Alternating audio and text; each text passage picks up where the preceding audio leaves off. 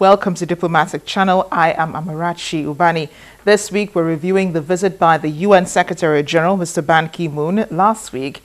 Mr. Ki-moon's visit was short but was packed with a lot of activities. The UN scribe eventually left the country Monday evening, but not without a promise that he would take the fight against Boko Haram to the international community so countries can be more involved in stamping out this menace. It's been more than 6 years since this terror group began its operations, and it seems the harder the military fights, the harder the push for dominance and control in Nigeria's northeast region by the militant group.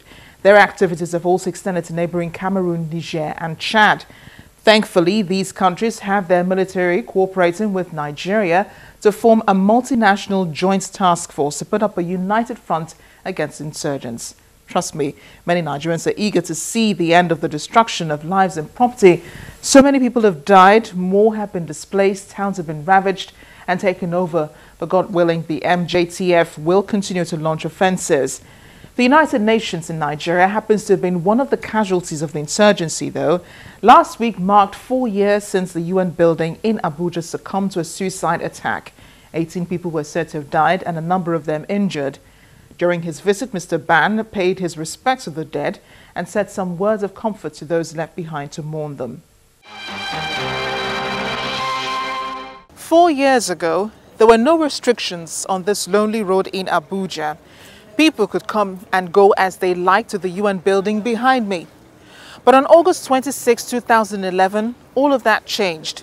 A suicide bomber rammed into the UN building, killing 18 people and wounding several others. Today, the United Nations is taking new measures to protect itself.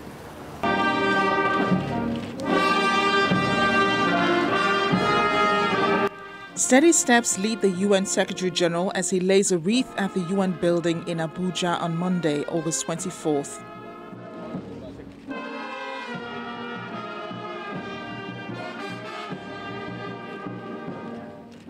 The anniversary at this time is still a couple of days away, but by then Mr. Ban would have left the country. Afterwards, he addresses UN staff and the world, where he encourages UN workers not to be discouraged by the bombing, but remain committed to their job for the advancement of a more peacefully integrated world. We also recognize the extraordinary fortitude and determination of the survivors, many of whom suffered terrible injury and trauma. I commend them for the courage that they continue to show in healing and in working for a better world. But the Secretary General also had strong words for the rest of the world. By working together to build a better future for people of Nigeria and people of the world. That's our mission. And let us recommit ourselves while celebrating the 70th anniversary of the United Nations to make this world better for all, where nobody will be left behind. The attack on the UN building on August 26, 2011 drew attention to the unpredictability of the terrorist group called Boko Haram. While security remains a huge challenge for regional governments, the Nigerian military has been re-strategizing how to carry out more offensives against the terror group. They've been given a mandate by President Muhammadu Buhari to wipe out the group and its activities within 3 months.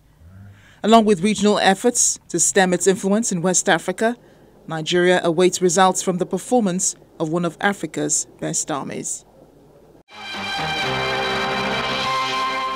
Mr. Ban was also at the presidential villa to have a chat with President Muhammadu Buhari, where he promised solidarity with the fight against Boko Haram's insurgency.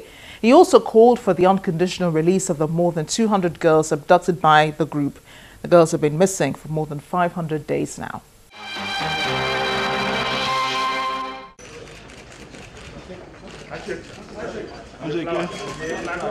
Mr. Ban Ki-moon's meeting with President Muhammadu Buhari had been long awaited, and Nigeria's security situation was very much on his mind.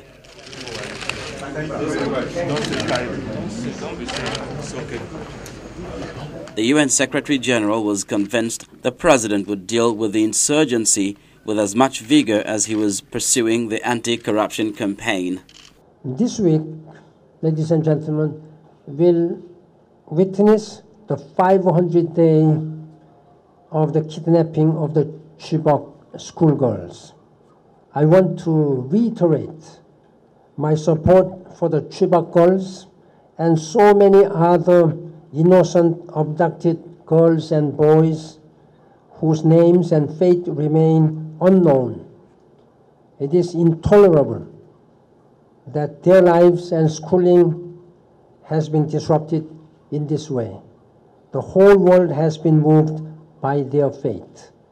I once again call in the strongest possible terms on those responsible to unconditionally release these girls and many other abducted children. He also noted the UN's ambition of guaranteeing sustainable development areas, providing gender parity, ending hunger and poverty, and combating corruption by 2030. Turning his focus to the environment, Mr. Ban said it was important to tackle climate change, else the Sustainable Development Goals will not be realized. President Muhammadu Buhari accepted the UN Secretary General's invitation to attend the UN General Assembly in New York. When we come back after the break, we'll take a bird's eye view over the rest of Mr. Ban's visit to Nigeria. Just stay with us.